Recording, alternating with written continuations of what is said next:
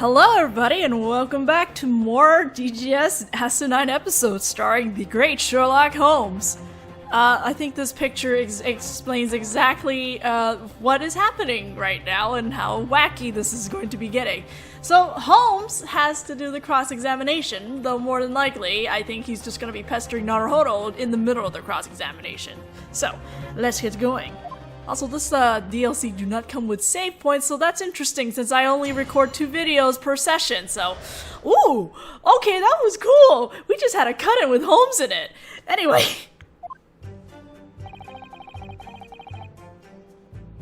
Which one's hold it? I was like, which button was hold it? It's been a while! You saw her emerge. Are you sure about that? Huh? Just what do you mean by that? In other words, are you sure she wasn't going in or something? Isn't that right, Mr. Naruhodō? That's what you meant, right? No, I don't think that would have changed anything. Then, what the heck do you mean? Explain yourself! What I mean is... Are you sure she didn't just happen to be passing by in front of the office or something? Oh, I see! Of course that's what you meant! Well, Detective Gregson, surely that was it, right? Well, the young lady opened the door to the office and came out, so... She was obviously on her way out.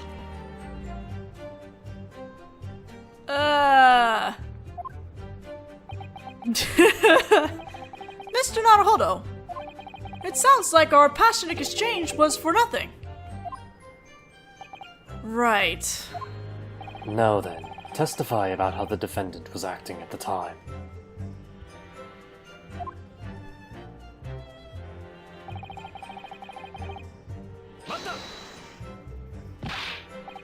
But I should think that was completely understandable. Huh? Why? I mean, look at him.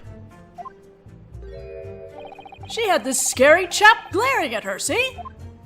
I think that'd be enough to send any innocent 10-year-old girl running for the hills. It sure is. Oh my god! My face isn't the issue. It's the fact that you came sneaking out of my office. Either way, it's pretty obvious that your face was the issue.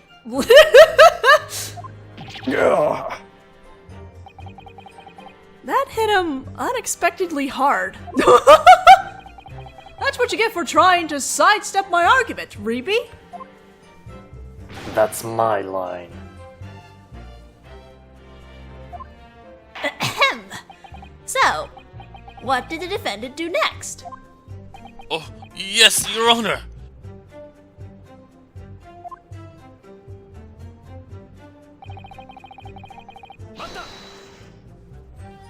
What could a genius 10-year-old girl and a worn-out middle-aged detective have to talk about? I think some of the comments you added to your question just now were a little uncalled for.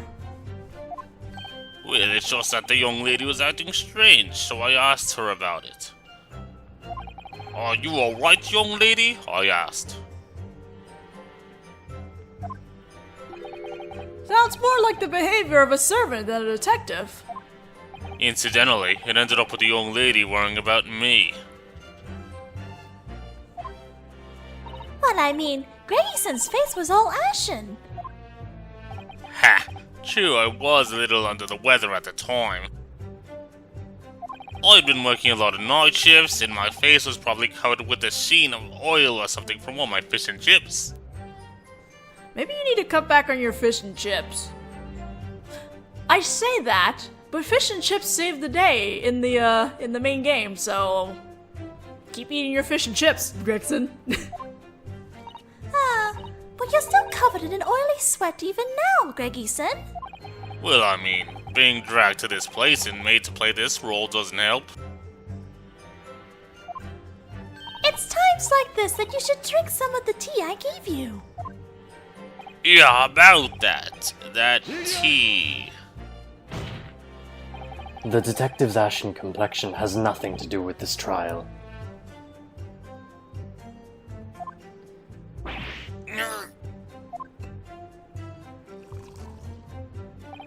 If that's all you talked about, then continue your testimony.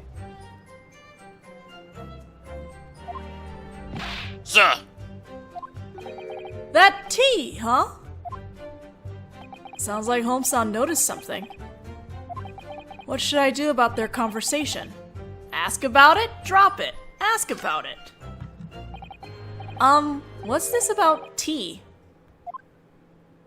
I just remembered.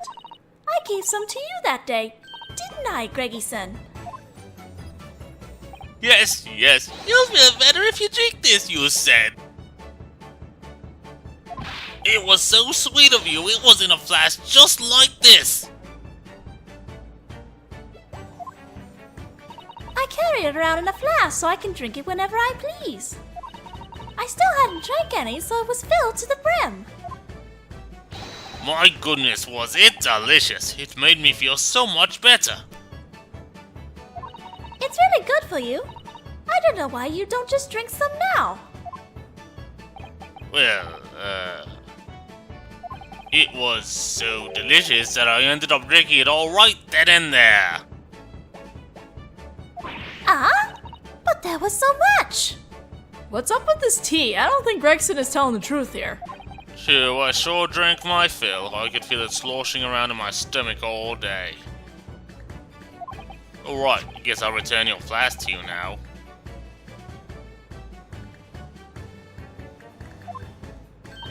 Okay, I'll fill it nice and full for you again. That flask. You got it from Iris right after the incident. You're certain about that? It's just like we spent all that time saying, you rotten detective. The defense would like Iris's flask accepted into evidence. That worthless tea has nothing to do with this case. Not yet, anyway. Very well, in that case, Detective, submit that cute little flask. The court will accept it as evidence. As you wish.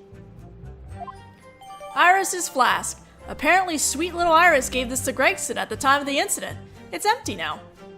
Should I be reading new evidence as Holmes? Now then, witness, continue your testimony. Yes, sir.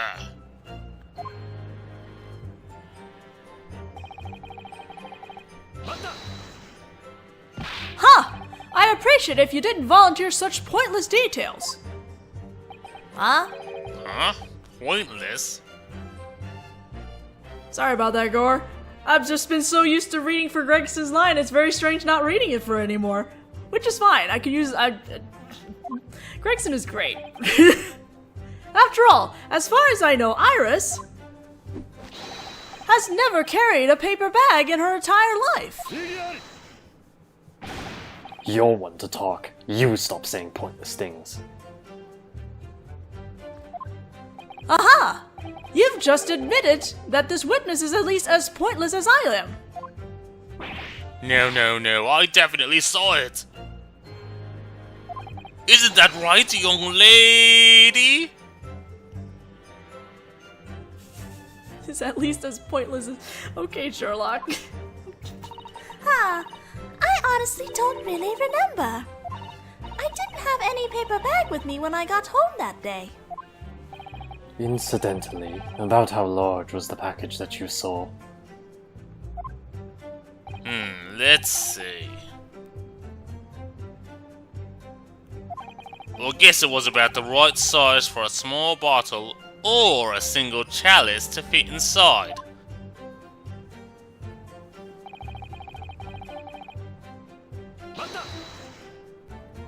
How rich!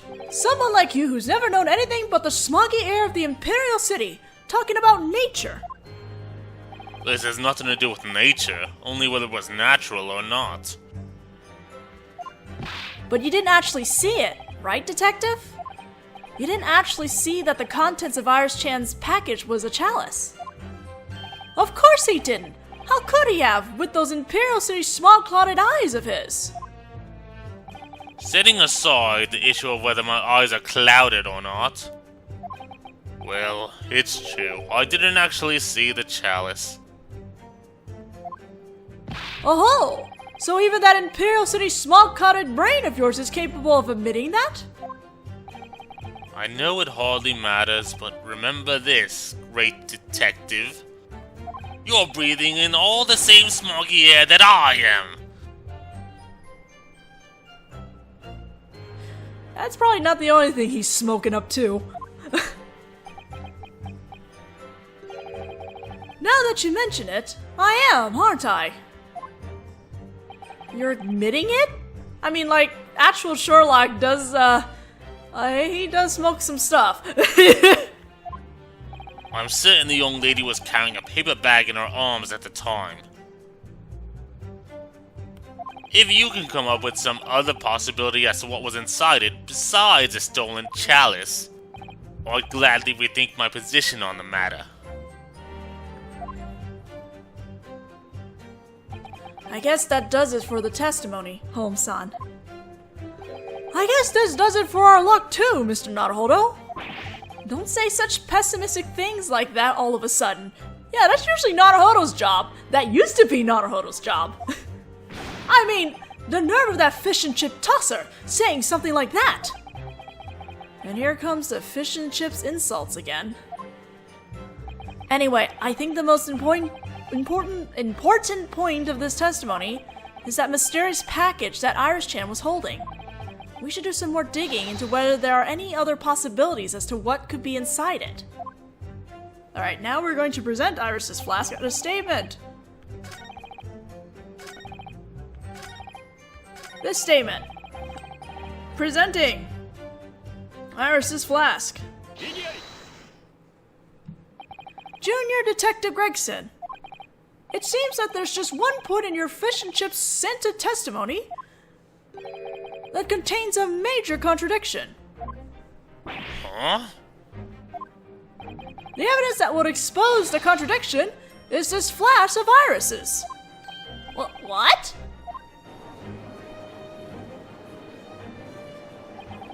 Right, the important thing here is Iris-chan's flask. The contents of the package she was carrying were not the stolen chalice. It was a flask full of tea, and she gave it to Detective Gregson. That's why she didn't have the package anymore by the time she got back to Baker Street. Which means that Iris-chan's crime can't be proven. In that case, let me ask you this, defense. That's just what I was about to say. Listen closely, Reeby. To Mr. Sherlock Holmes' logic and reasoning experimental theater. Not the time and place. What the blasted fuck are you talking about? Now then, Junior Detective, I believe you've previously stated the following. I drank all the tea that was in this flask. That's right. What of it? This flask holds a lot more than it looks like it does.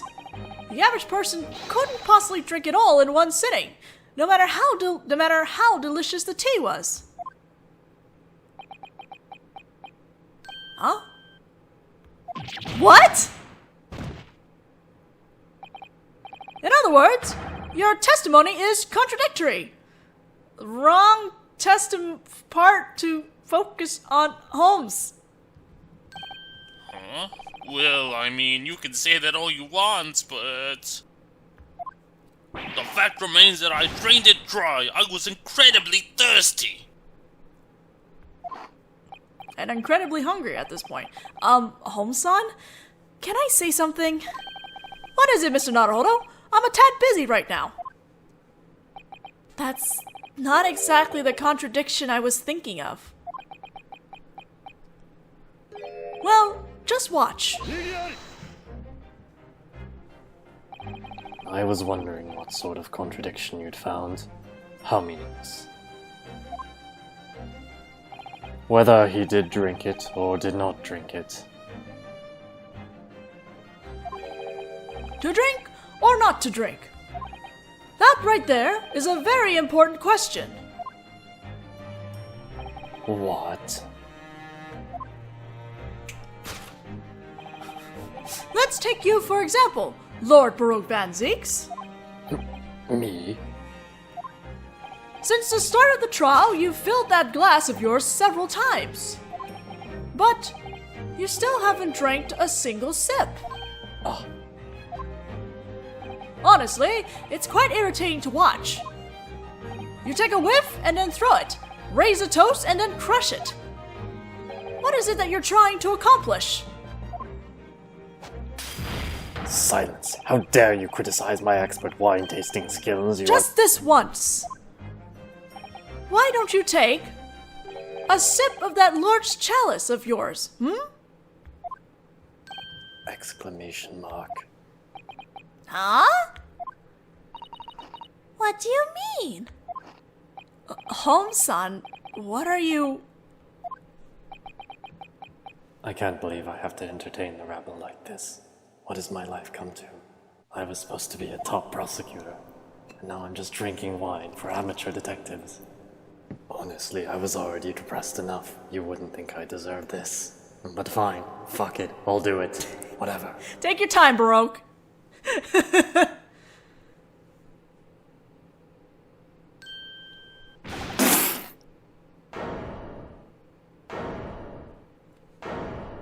It's not wine, is it? What the blazes? I just so happen to notice that the liquid you keep pouring, when compared to what you usually drink in court, is ever so slightly fainter in color. What? What? Prosecutor Van Zieks, what was that all about just now? It's tea. Herb tea, if I'm not mistaken. Huh? Herb tea? It would seem, folks, that we just found it. The answer to the question of where the tea that Iris gave the junior detective that day had vanished off to. No way. Detective Gregson? Huh? Now just, All throughout the trial, you've seen him sniffing it, then throwing it, and crushing it. And every so often, he drinks from the Lord's chalice. You just couldn't help wanting to know what it tasted like. No, You snuck into his office and enjoyed a sip. And that's when you noticed that at some point, you'd empty the bottle. Whoa.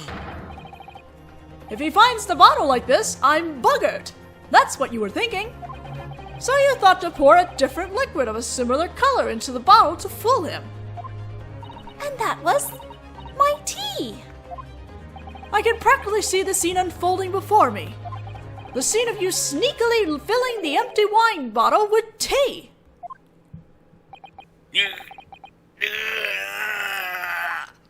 In other words, that day, Iris wasn't the only one who snuck into Reepe's office. This fish and chips loving junior detective also had the opportunity to commit the crime.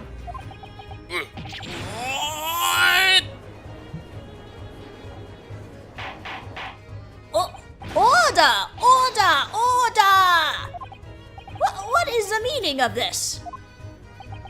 I thought this had nothing to do with the case at first, but somewhere along the line, we managed to reveal another possible suspect.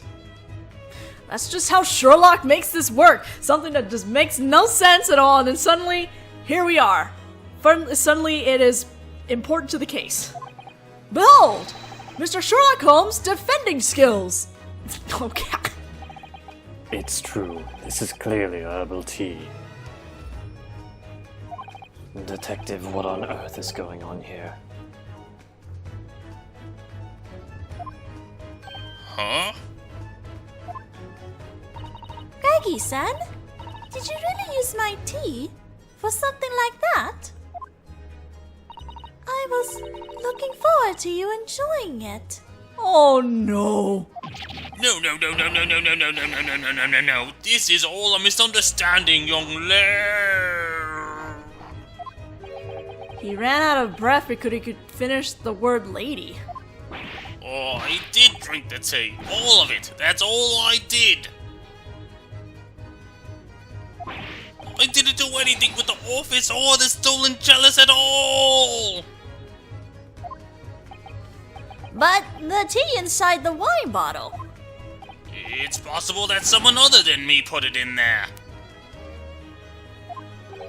Like who? Like the young lady. Huh? Well, I mean, think about it. She's the one who gave me the tea. She might have just given me what was left over after pouring some into the... That's impossible. Huh? The flask was apparently brimming full of tea.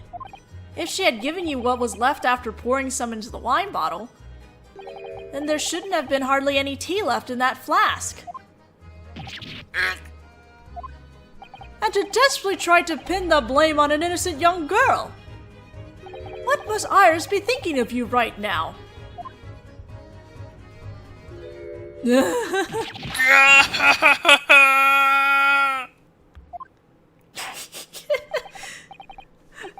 Iris is just kind of ringing everyone around. Iris and Sherlock, this is literally a circus right now. It sounds as though we'll need to hear a little more testimony from you.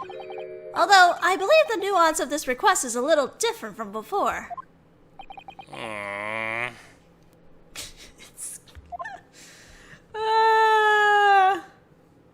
Anyway. The suspicious detective. I swear, all I did was drink a load of tea. I didn't enter Prosecutor Von Zieks' office, nor did I steal a taste of his wine. I didn't put any tea in the wine bottle, and of course I didn't steal a chalice either. Actually, I've seen the chalice that was stolen. And it didn't look particularly valuable, so it didn't really catch my interest. It didn't look valuable, so it's probably made of pure silver, because why else would we bring up the subject of silver and sulfur at the beginning of this whole DLC? Anyway. How mysterious! Once you label someone in your mind as suspicious, everything about that person, from the tip of their mustache to the bottom of their fish and chips, starts to look suspect. Never thought things would turn out like this. Regardless, although the served tea has long since gone cold, it's hard to imagine it ever having been drinkable in the first place. Huh? That's awfully strange. How could my herb tea ever not be delicious? There's something else in it? Now then, defense, you will conduct your cross-examination. I shall humbly begin to do so, then. We will be able to do that. Alright, we have time to press through this, I believe, so let's do it. I think I can do this in 3 videos? Maybe? Nah, the Holmes cut-in is so good. Anyway, I think we're pressing on everything. Was the tea really that good? It's not just incredibly fragrant, that delicate sweetness and depth. The moment you take that highly satisfying gulp and feel it slide down your throat is a moment of utter bliss. It leaves on the tongue a fine fragrance and an aftertaste of joy. Suddenly, I'm having a fierce craving for some of Iris's tea. Me too. Anyway, I think drinking a whole flask of that would be overindulgence. I'd appreciate it if you didn't underestimate how salty these fish and chips I love so much are. Huh? When I chomp this stuff down like this, it absorbs all the moisture in my mouth. But the salt and oil it leaves behind in the throat is pure bliss. You know, maybe Gregson should be a food critic. I can't take this. Everything he talks about just sounds way too bloody appetizing. That's true. All I can think about now is tea and fish and chips. What have you done, Detective Gregson? Don't blame me. Anyway,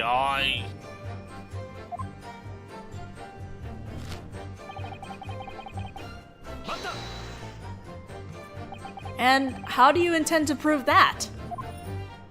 Prove it? Well, that might be a little difficult. Ha! Did you hear that, everyone? This over-the-hill oily detective said it would be difficult. And yet he still tries to pin the blame on a mere clueless 10-year-old girl.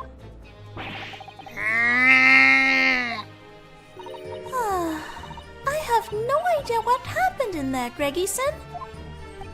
In this case, I think the issue is that Irish-chan isn't just any girl. But I swear I'm not lying.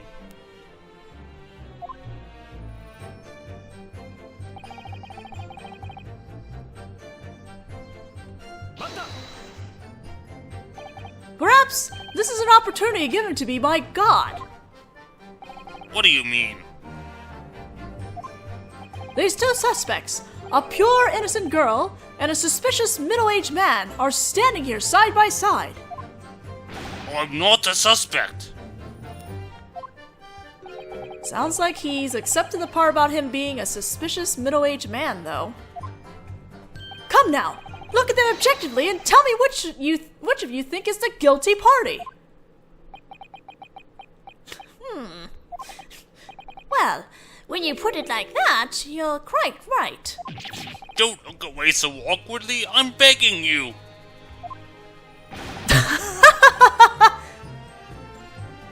Looks like he did it, folks. Poor Detective Gregson. But just what sort of chalice was this one that was stolen?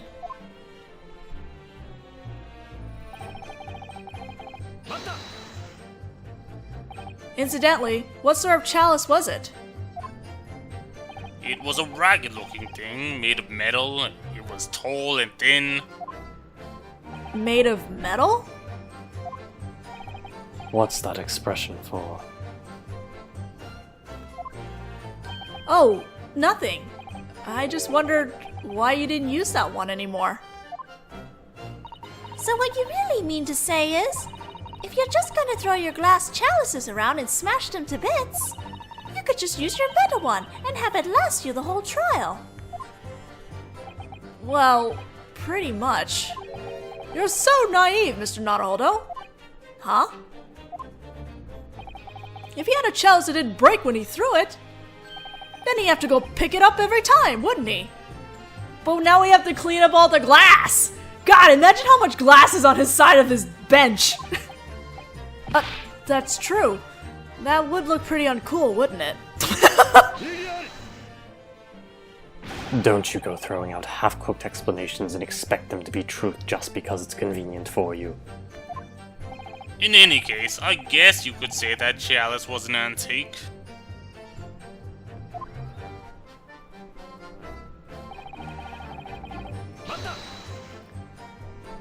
It didn't look particularly valuable, you say. And why was that? Oh, well, I feel bad for putting it that way, but... It doesn't bother me. I should think not. You've always been a rude fellow, haven't you? Well, am I wrong?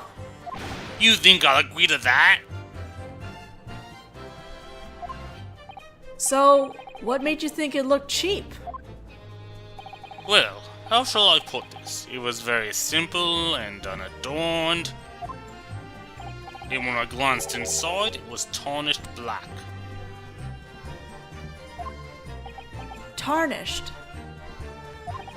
By the way, when you said inside, you mean the inside of the chalice. Yeah, it had turned all black at the bottom. So I figured it was made of some kind of cheap metal.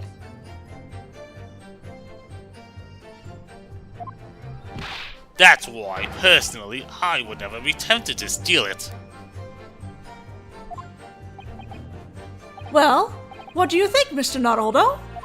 What do you think about the junior detective's flimsy excuse just now? It's important, it's not important. It's important. Something about silver here. Anyway, I believe it could be an important clue. I completely agree, Mr. Naruhodō. Junior detective, I'd love to have that statement you just made added to your testimony. Ugh, I'm starting to get a bad feeling about this. The inside of the chalice had been tarnished black. I figured it must have been made of some sort of cheap metal. Alright, I'm not presenting because we are over now, so I think we're gonna need I think we'll finish this in the next video from the looks of it, because we have about 12 pages of the script left, so yeah, probably we'll finish it next time. But we are presenting the pocket watch because this clearly seems to be the case of something related to silver. Because why else would you bring it up in the beginning of this case, right? So, we will continue this in the next video. I'll see you guys then. And then we can all be sad because the end is almost here. The end is near. Weep.